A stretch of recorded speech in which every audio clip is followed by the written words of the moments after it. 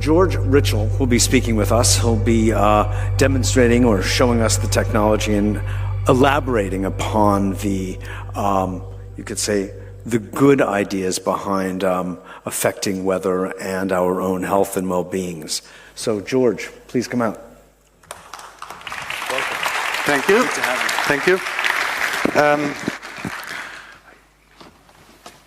Ladies and gentlemen, Damen und Herren, I'm very nervous because I'm not a regular speaker at conferences, so I hope it will not be boring.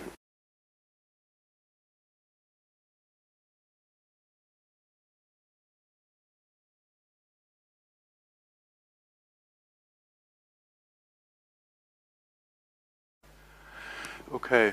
The term Orgone Energy was originally coined by Dr. Wilhelm Reich, who used to be a close associate and assistant to Sigmund Freud. He was a psychiatrist, psychoanalyst, who actually, due to his very curious nature, took Freud's psychoanalytical theories a lot further, and in the course of his research went from going to the actual physical, when Freud was speaking of suppressed memories and suppressed emotions, Reich actually found out that this is a permanent tension in the muscles that can be liberated. So he found the connection between the free flow of energy in the body and the various psychological problems that people had. So, yeah, maybe it's a bit. I'm going to refer to this later. All right, so Wilhelm Reich said there is no proof, there are no authorities, whatever, no president, academy, court of law, congress or senate on this earth has the knowledge or power to decide what will be the knowledge of tomorrow. I think this could be the motto for our conference and for our movement, because we need to liberate science from preconceived ideas.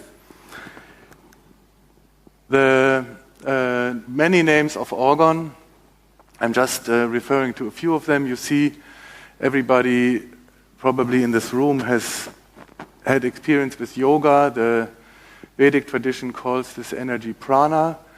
In China, it's called qi or qi. Ancient Greece and even recent Nobel Prize winning scientists are referring to the ether. In Germanic mythology, this all-pervasive force was known as vril or ode. There are similar names to that in shamanic knowledge in Africa, where it's called power, mandla. Baron von Reichenbach, who researched into this life force, called it ode. Anton Mesmer, animal magnetism. Dr. Wilhelm Reich, obviously Orgone Energy. Or the more recent names like zero-point energy by Hal Puthoff or torsion fields. There are many other names, and we heard quite a few of them already in this conference. According to Wilhelm Reich, Orgone is the primordial energy, so it is not a new energy. It is not, now we're using Orgone, now we're using something else. Everything is Orgone in that understanding. It's everywhere, it's all permeating energy. It's the origin of all motion and energy, origin of all matter. In the living being, it's biological energy. In the universe, it's the origin of the galactic systems. So there are many links between Wilhelm Reich's work that was actually brutally interrupted by his incarceration in 1956-57, where he died in prison. He also saw the aspect, the spiritual and the material aspect of it. So Wilhelm Reich discovered in his medical research that living cells had an aura, and he was able to show that under high-resolution microscopes.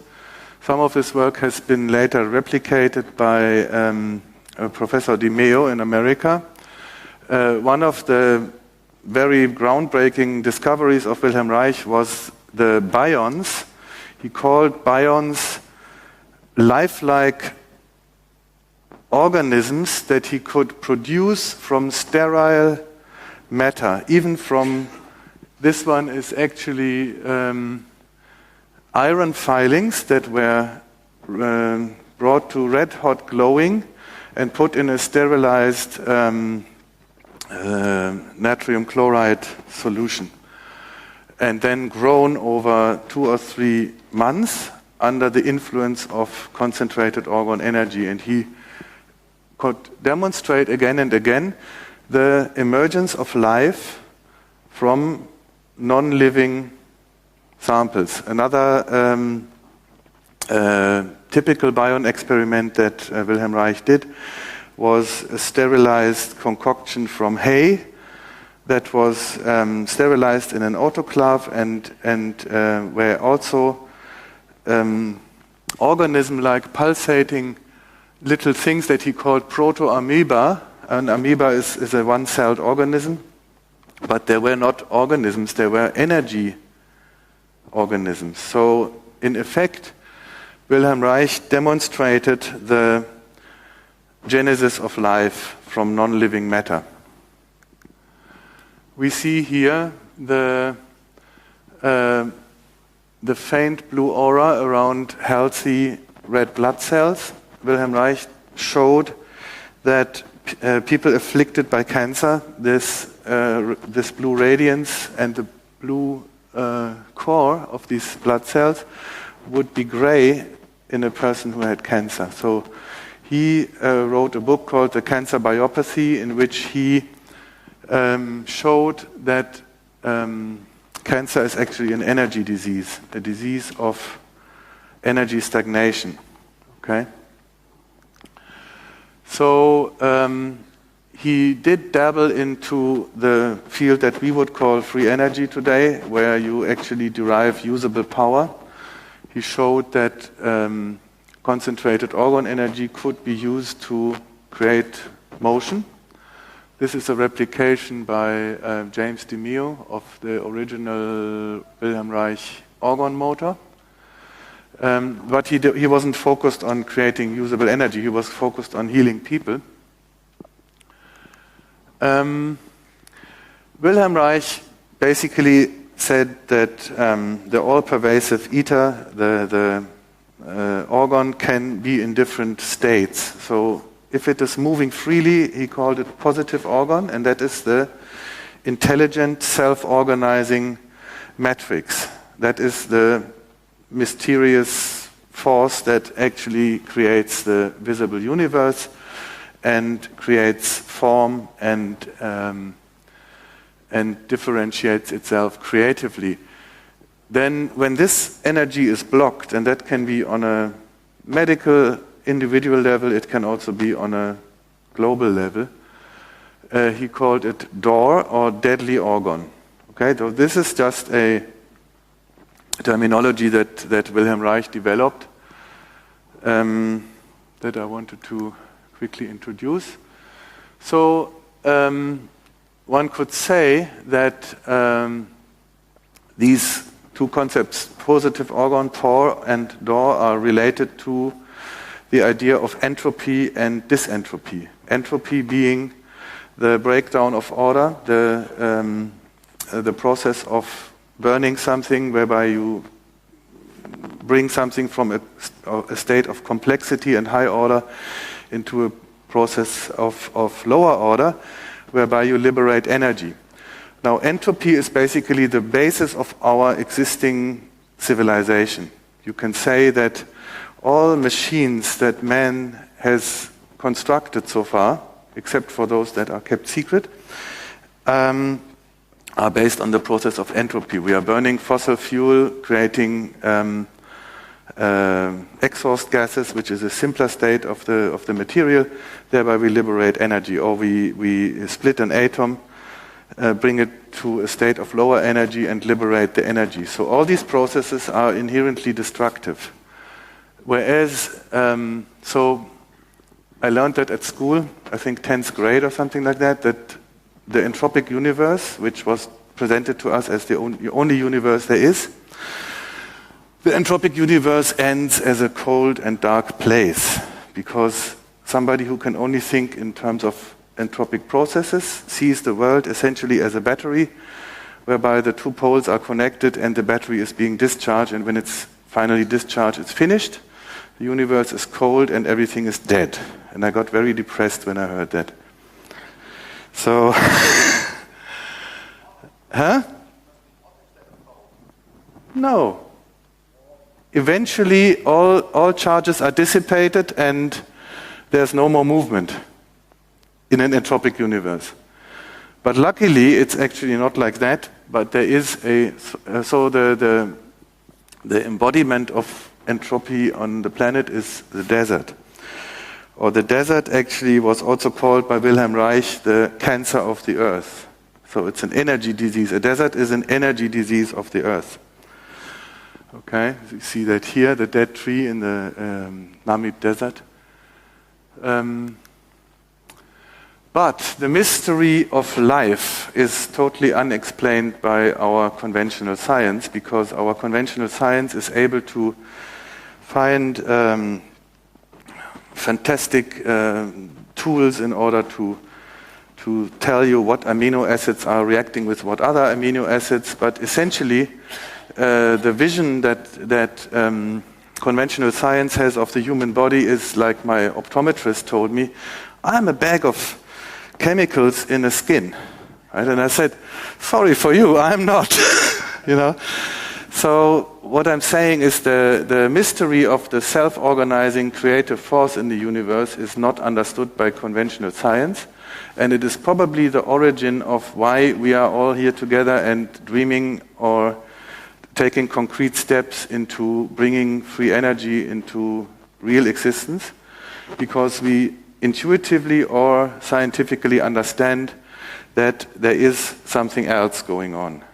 Not just the burning and destroying of things. It's not only the predatory or parasitic process, but there is a process that is growing from this energy. So I've taken this picture. Katharina is here. That's when she was 6 years old.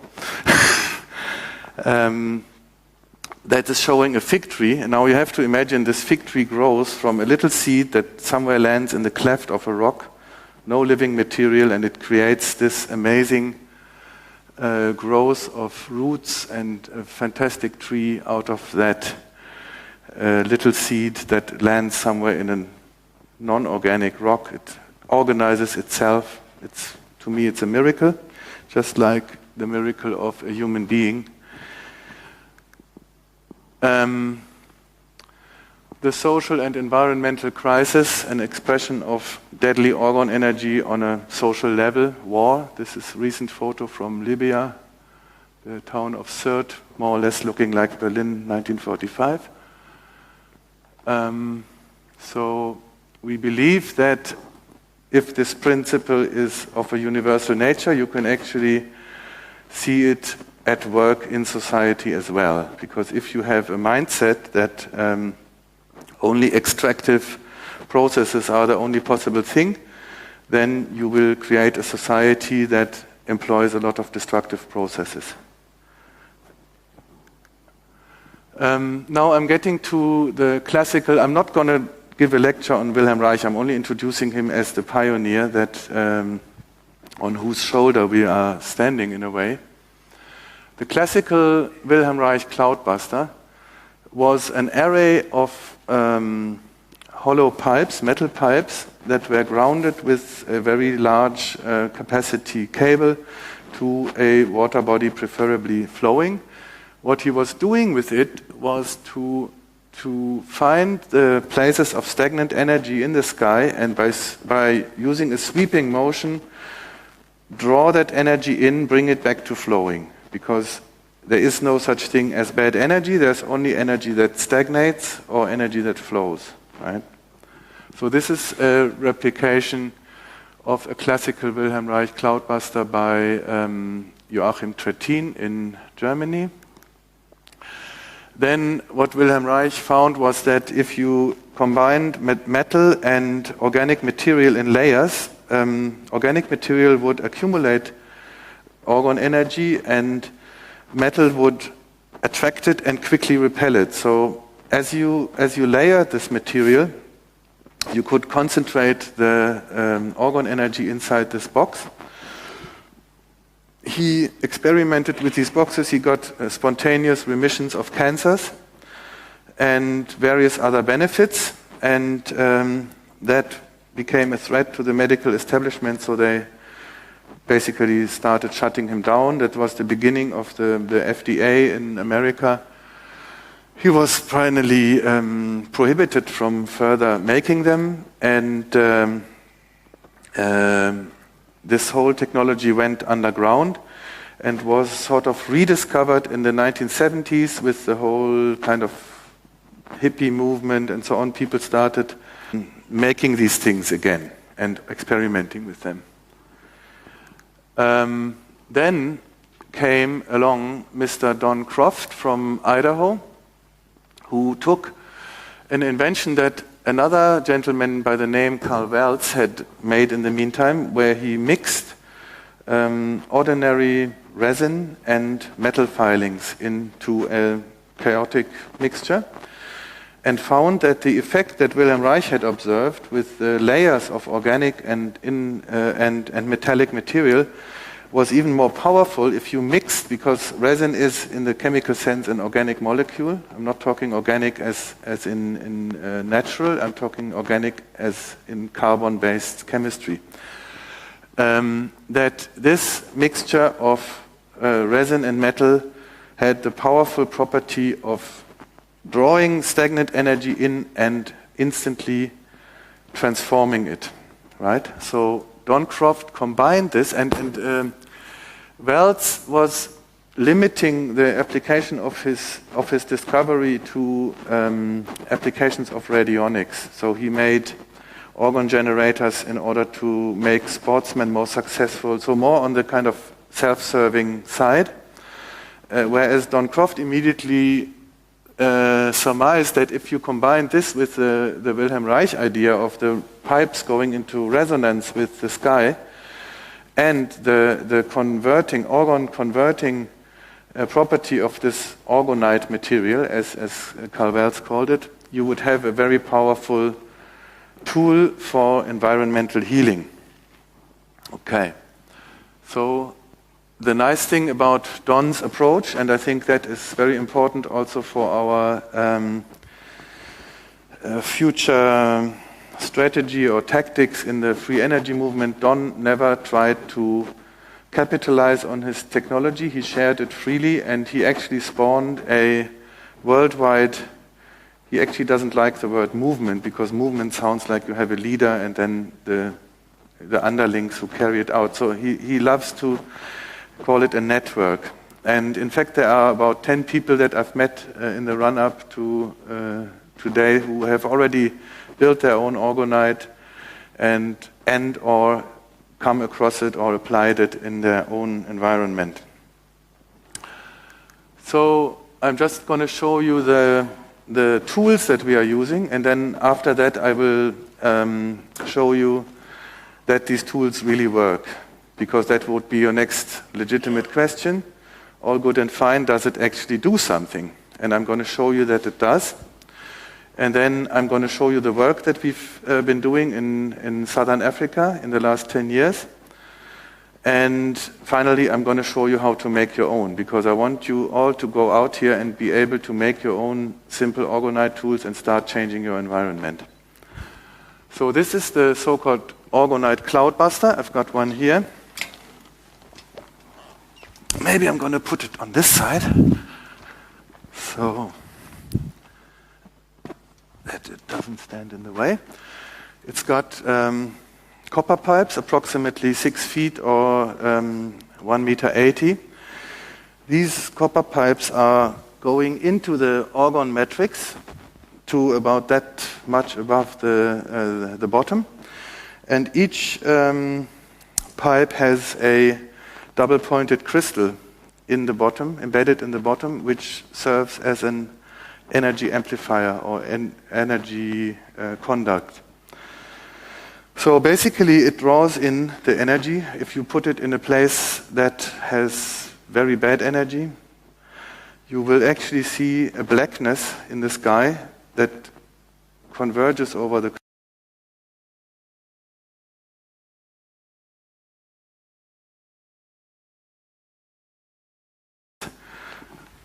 these cones that Don Croft called the holy hand grenade. It's not referring to anything very violent. It's actually a Monty Python thing. That is an orgonite cone that has a crystal pointing upwards and 4 crystals pointing outwards at the bottom. It draws energy in from the top and then distributes it laterally. And finally, so we can make them in pyramid shape, we can make them in conic shape. And then finally, we've got tools that are very cheap and easy to make, like this one that we call a tower buster. Tower buster is called tower buster because it was invented to neutralize the negative energies from cell phone towers, mobile phone towers. But we actually use it as a very universal tool. We put them into large water bodies because water is distributing energy wide and far. And they come in different shapes and sizes. We make very rough ones for outside, and we make some slightly nicer ones for inside the house. And another important one is the earth pipe, where you have a hollow pipe that is filled with this orgonite mix by about 1/3, and it has a crystal pointing downwards. And that one we use to hammer it into the ground for any negative energies that come from underground. You can use your own fantasy what that could be. It could be a secret military base, or it could just be a negative water line. So this is basically the Earth's acupuncture needle. There are other tools that have been derived from that. Cell phone protectors, pendants that you can wear, individual healing tools for energizing the body, then a combination that Don Croft developed also of the Hulda Clark zapper.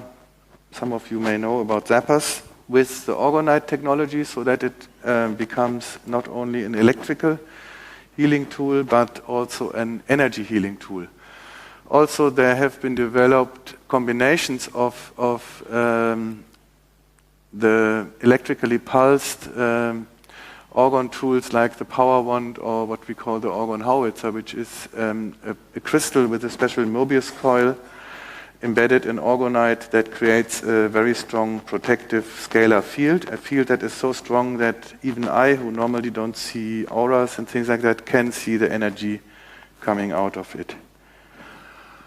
So, but I'm not going to go into these more specialized things because I want to keep it basic, and the basic message of this presentation is that everybody can do it. It's not specialized. It doesn't need a rocket scientist to make orgonite and start working with it. So, yeah, that's basically the potential applications of orgonite. The possibilities are endless. Wherever the orgone field needs improvement, orgonite will do it. That's basically everywhere. In agriculture, we observe increased fertility, plant growth, biomass, plant health. Can be proven, can be shown. Desert greening, we had the pleasure of observing anomalous greenness of the Kalahari and the Namib Desert after we did work there. Personal health and well-being support healing processes, often astonishing results, even with dread diseases. We are not promising anything, but we have had feedback of spontaneous cancer remissions and things like that just by having some orgonite tools. I'm not saying this will happen all the time.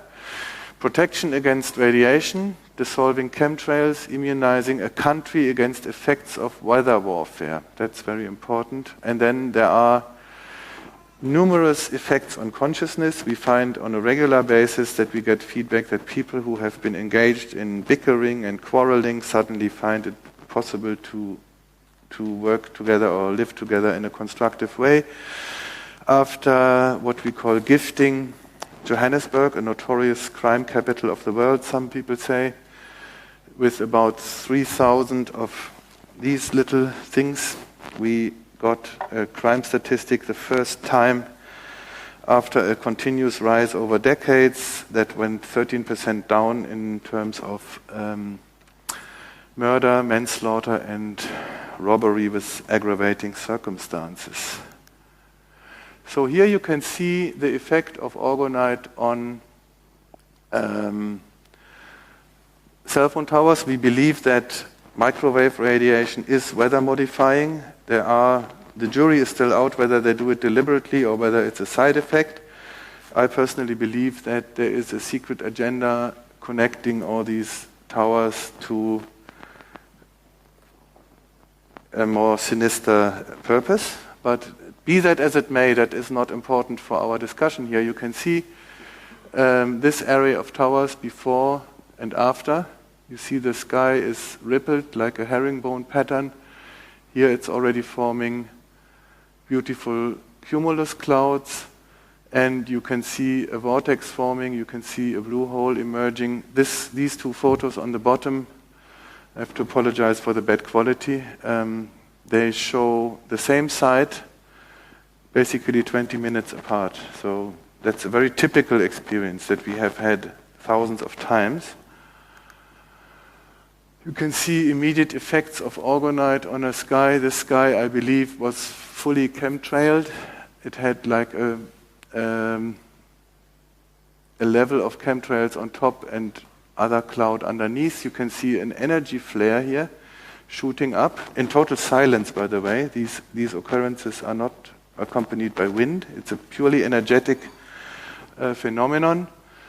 You can see here, that was in Uganda in 2004. On this mountain, which was in a closed-off military area, there were several towers on top, and we didn't have a chance to go very close. The only thing we did was to place two of these about 2 kilometers, and the effect was that. And this is not a tornado, this is not a hurricane, this is a silent energy vortex that came about in total serene silence. Yes? Oh, sorry. Better? Okay. So another before and after picture. This was a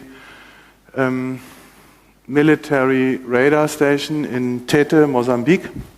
The whole city had a very, very negative energy. It felt totally oppressive even as you entered the city. You can see here the kind of sky that we saw.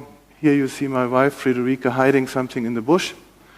And then you can see how the sky opens up. Again, this sequence is not over a day or two. This sequence is within 15, 20 minutes.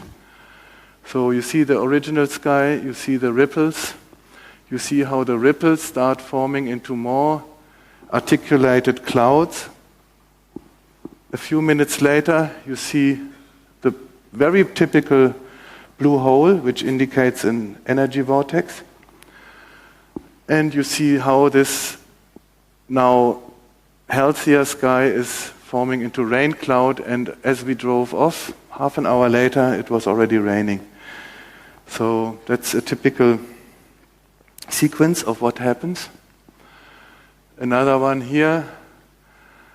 It's not so easy to document, because we are as we do these gifting expeditions, we are moving through the landscape. We're not just staying somewhere. We're moving through a landscape, and we put these things out, preferably at the cell phone towers, but also we use riverbeds and other places. And it's a dynamic experience. You would probably need a very artistic film cameraman to ever be able to really give an idea of that experience, because it's quite exciting. You can see here that was in the Karoo semi-desert in South Africa. Hazy sky, but the first cumulus cloud is already forming. So that is already the beginning of the energy transformation. You can see now in the next picture there are already two. It becomes more, but we are also moving, so we are going into still untransformed territory. We are leaving this behind as we move on, but you can see how the sky is transforming. So that's a sequence of maybe 2 hours and 150 kilometers of movement. Then what we've seen very often is sylphs. Now we're becoming a bit more metaphysical because a lot of people feel that sylphs are the cloud expression of spiritual beings that live in the sky. And we get to see a lot of them, and sometimes we have the impression that they are saying thank you for the work that we have done. Now, this could still be dismissed as, he's just showing us some pictures of clouds, I mean, it can mean anything. The only thing why I think it constitutes proof is because we always see the change from the one state into the other and not from the other into the one. A very simple and convincing way to prove the efficacy of orgonite is plant growth experiments, and they have been done all over the world. This one was published in the British magazine Strange Days by our friend Mark Bennett. It shows plants that were grown with and plants that were grown without orgonite. I think you can guess which ones are the ones that were grown with orgonite. This was done by a gentleman called Alex in Quebec, Canada, who has a website, Orgone Art. I'm not sure if it's still active, but these pictures are still around. He did a systematic experiment of growing marrows with and without orgonite, otherwise very similar conditions. Obviously, this one is the field with the orgonite. We did a little experiment ourselves that was to prove two things. Firstly, all of you have probably heard by now that water is a carrier of energies and information. So we used 3 water samples. So I'm actually referring to the work of Masaru Emoto, who is probably the most well-known pioneer of water energy research. We used 2 cell phones calling each other for half an hour with and without protection. So I'm showing here the little orgonite chips that we use. Obviously, we later put them up in the same position like the unprotected sample. And we radiated a water sample, a 1-liter carafe, for half an hour. Sample 1, 2 mobile phones without protection. Sample 2, 2 mobile phones with our mini shield. Sample 3, ordinary tap water untreated as it comes out of the tap. Then we sprouted chickpeas in the same way, all standing next to each other on the same kitchen counter, same light, same temperature. Standard procedure, you pour the water in, you leave it for 15 minutes or something like that, then you pour the excess off. And we did that over 5 days. Now, the unprotected sample turned out to look sick. Interestingly, they grew faster in the beginning, so I was almost like, I thought, oh my God, maybe it's going to prove that the cell phone is good for the for the chickpeas. But it seemed to be more like like chemotherapy also seems to make people healthier in the beginning, but it's in the end killing them. So the peas were trying to grow fast because they wanted to get ahead. But then after 5 days, the ones with the unprotected cell phones were already slimy, getting a bit rotten. They were brownish and they were underdeveloped. They had, you can actually see the scale here, this was 148 grams. The protected sample with the orgonite at the cell phones, 165, and they had the biggest amount of little green shoots and they looked very healthy and vital. The untreated tap water came out slightly in the middle. So what it actually shows is that by putting orgonite at this source of hard radiation or door, you're actually creating an orgone generator and you're creating a situation that is better than the neutral situation. That's quite interesting.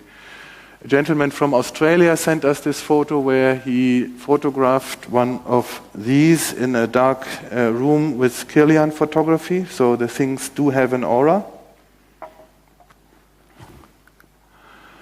Now, another level of proof is what I call shamanic endorsement.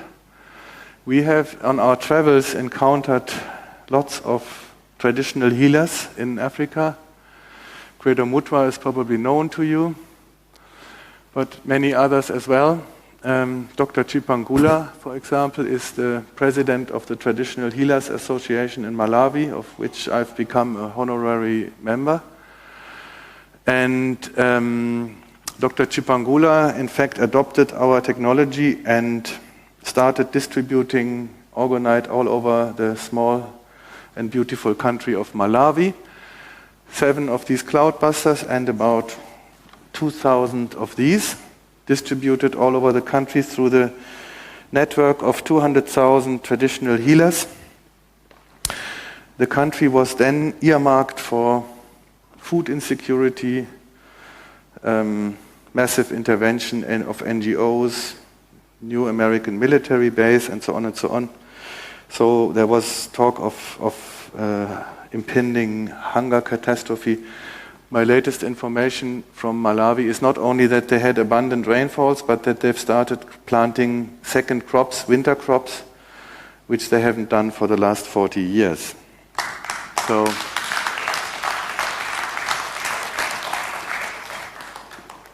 it works. Another proof is that a group of African activists based in Kenya have adopted the orgonite and started to make it into a viable business. They go to farmers, small African farmers, who are very happy with the results, also fishermen, because they find the fish become more abundant, the crops are growing a lot better. But they haven't stopped by this agricultural, but the agricultural application is their business, that's what finances them. But they've also gone into the conflict zones of southern Somalia, South Sudan, and Eastern Congo, and observed the pacifying effect of orgonite. This is very difficult to prove, but we observe it again and again that there is a consciousness effect of massive deployment of orgonite in a conflict zone will make it more likely that those forces that are constructive and want a positive way out. I'm not saying, a warlord will still be a warlord, he will still have his Kalashnikov and so on, even a career criminal remains a career criminal, but as the energy field changes, the likelihood of somebody turning into that career maybe becomes a little bit less, and the likelihood of somebody standing up and saying, hey, why are we actually fighting? Couldn't we maybe do something more productive? So also an African farmer has little money. He is more zuinig than a Nederlander.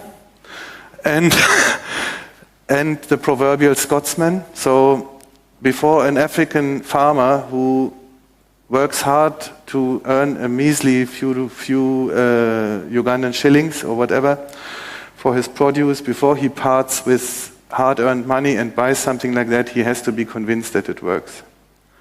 So to me, that's the self-feeding success of these African activists is another element of proof.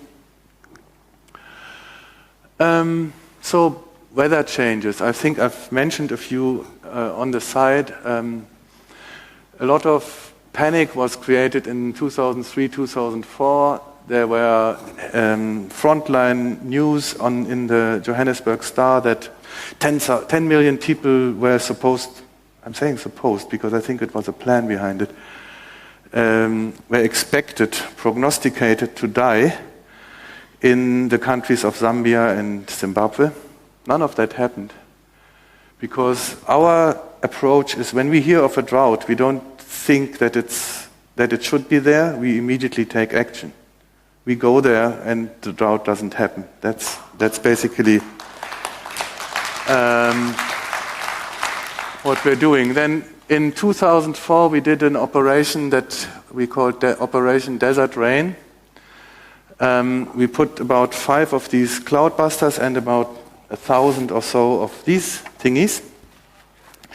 And after that, the whole weather changed in Namibia. They had the biggest rainfalls in the beginning of 2005 that were ever recorded in the history of meteorology of Namibia, which is probably going back to Kaiser Wilhelm and 1880 or so, when they brought in the first records of weather. Actually, somebody sent me a photo of snow in the Namib Desert the other day, which I found very pretty. And I think that hasn't been seen there in maybe 50 years. Surprising greenness in the Karoo. Karoo is another very dry area, traditionally in the center of South Africa. The same for the Kalahari in Botswana. Rivers are starting to flow. Lakes are filling up.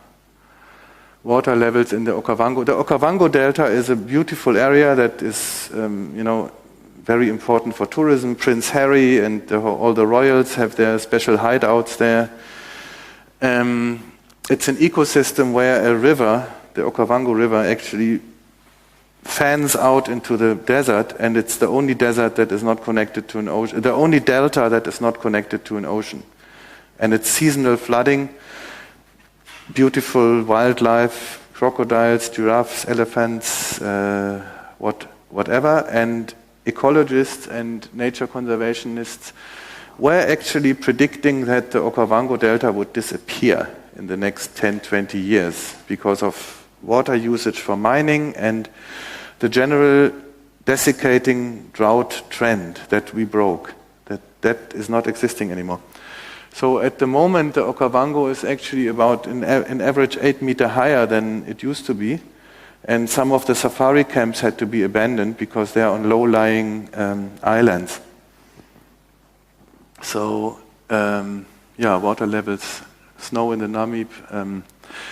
Other people who are observant of their environment told me in the Western Cape, for example, that after we did some work there, the weather patterns that they were used to in their childhood and that had disappeared over the last 20, 30 years had returned to what they used to be or what they should be.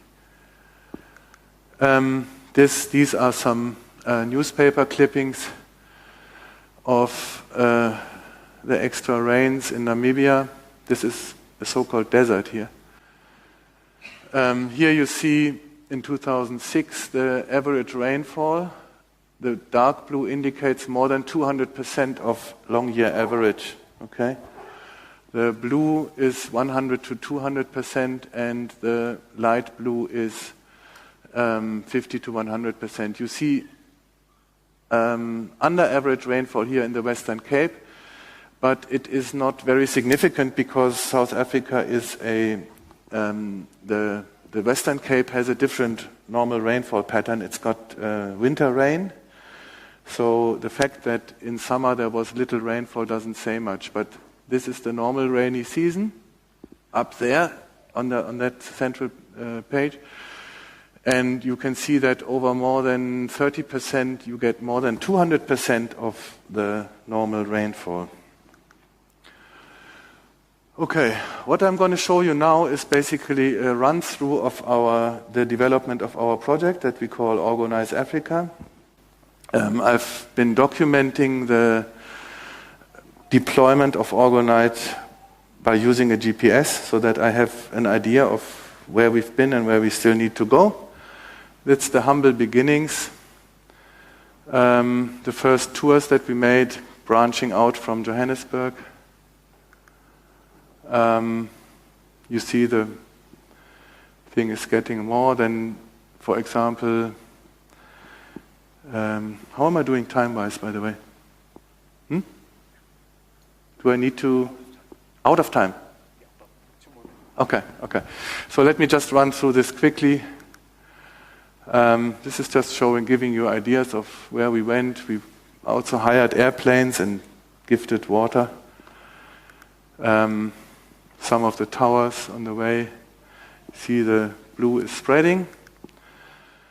Then we started discovering water gifting, which means that we went on cruises, or we even used our own motorboat in order to lay a string of orgonite around the tip of southern Africa. This orgone string in the sea has now extended to more than 4,000 kilometers.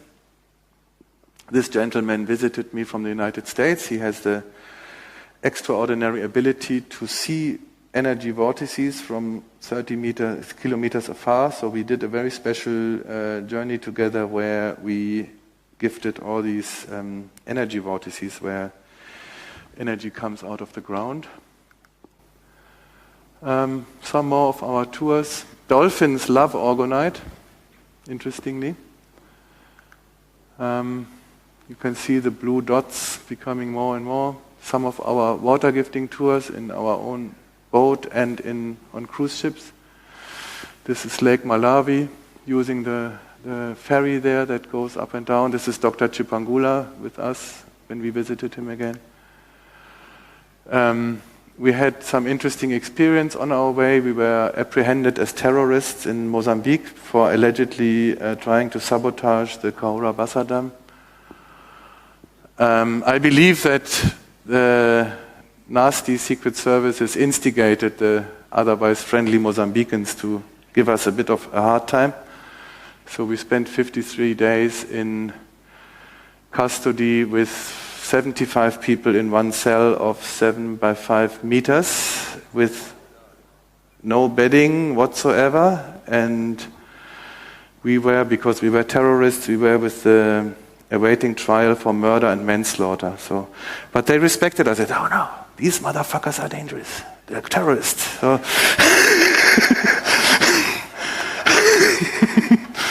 and I had one friend there who is very good in martial arts. He knows ninjutsu and so on. And he said to me, "Okay, don't be afraid, George.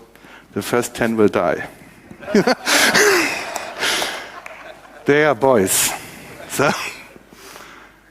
So that was a cultural experience. These are actually that is our team here. That's Prophet from South Africa. This is Carlo from Portugal, and this is Tino Putejo, Air Force Major and ninjutsu. So don't fuck with him. And that's me with a beard here in the prison. Unfortunately, they deleted all our photos. It was very difficult to get the cameras back because they wanted to steal them personally. Anyway, so then in 2010, we gifted all the stadiums for the World Cup because we thought that maybe they would try something funny. You know, they sometimes love to disrupt large gatherings with so-called terrorist attacks. Nothing happened. The World Cup went very nicely, although Holland didn't win and Germany also not. And South Africa not at all. I mean, yeah, we tried. But it was a very good atmosphere. And now you see some work that we did recently. We also visited the concentration camps in Poland to do something about this ongoing trauma.